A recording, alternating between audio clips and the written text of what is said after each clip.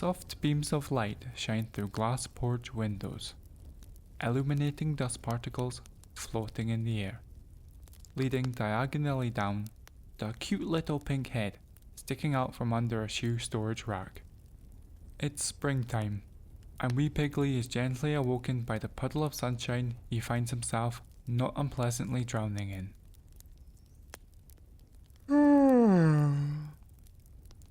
Piggly rolls over in his bed and stretches his tiny legs straight and stiff as he can towards the underside of the bench, giving them a wiggle as he does. Then, rocking side to side, left, right, left, right, now! Piggly throws all of his might into that last roll, spinning himself back onto his tummy. Hee first try, Piggly fibs to himself.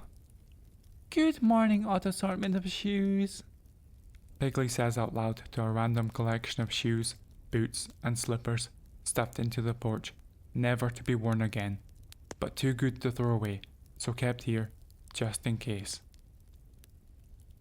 Good morning, pile of Christmas card letters stacked against the bottom of the door that will never be opened, because the seasonal postman doesn't know that we never use the back door, we only use the front door now. Good morning, eclectic mix of houseplants strewn across the windowsill, playing a slow game of will they won't they with life.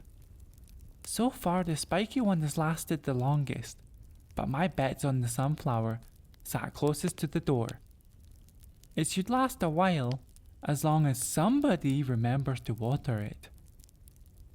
And finally, good morning to my favorite fluffy blank. Piggly stops mid-sentence, staring down at what is supposed to be, and definitely is not under his tummy, his favorite fluffy Blanky. A soft cotton dream, sky blue, and adorned with cute yellow ducks. The Blanky Piggly has woken up with every morning for as long as he can remember. Blanky? Piggly starts to panic, darting his head from left to right, scanning the porch frantically. He dashes out of his pit, onto the dust-laden stone floor. Oh no, oh no, oh no, oh no! Blanky! Piggly bellows into the tiny room, but at this moment, it might as well have been the bottom of a cavern, with his cries for Blanky echoing from wall to wall.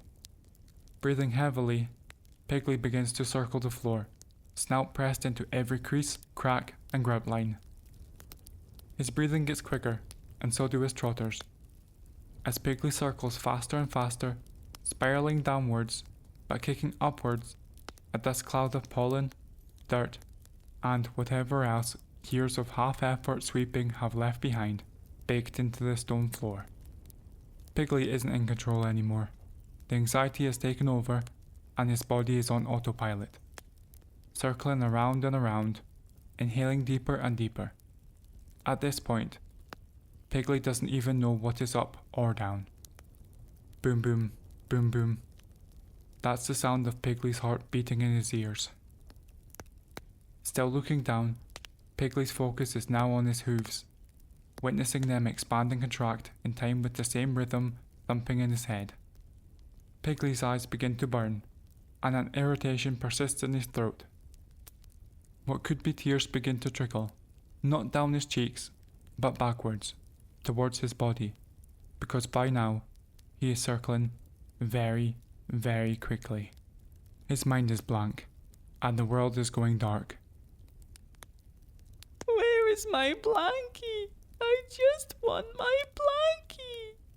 Opening his mouth to call out once again. Blah!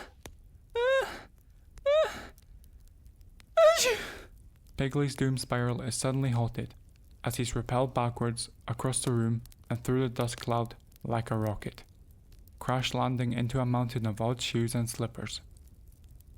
Everything stops. Piggly holds his eyes tightly shut, too afraid to open them and discover, maybe, a Piggly-shaped hole in the wall. Hello? He lets the words out softly, as if he could suck them back in like a string of spaghetti. Eyes still closed, Piggly feels his surroundings. I'm definitely on my back. He thinks to himself, checking off orientation on his imaginary checklist. He waves his legs and head around, involving as many senses as he can, hoping to gather clues and assess the situation, to determine if it's safe to finally open his eyes. Cautiously patting to his left and his right, Piggly accidentally strokes something soft and spiky. He snaps his arms back in shock.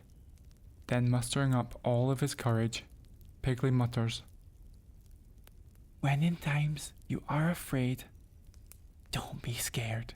Instead, be brave.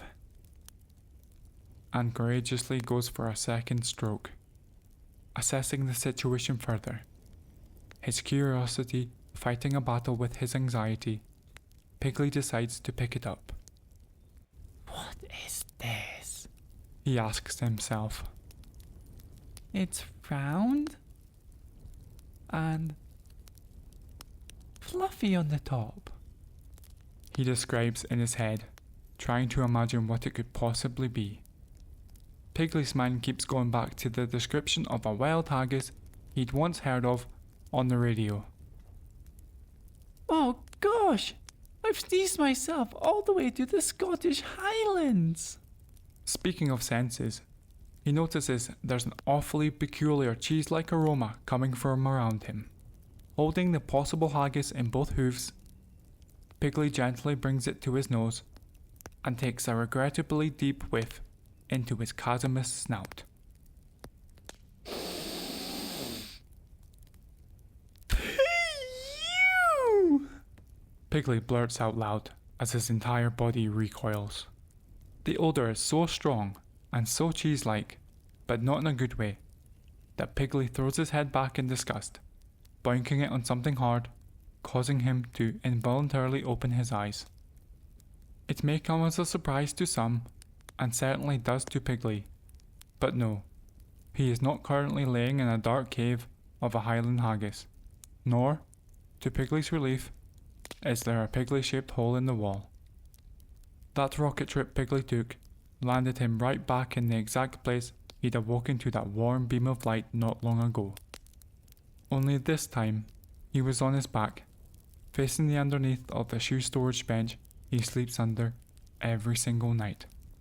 Staring up at the bench, the cobwebs, and the badly sanded wood, something stares back, and immediately, all of Piggly's worries and anxiety wash away.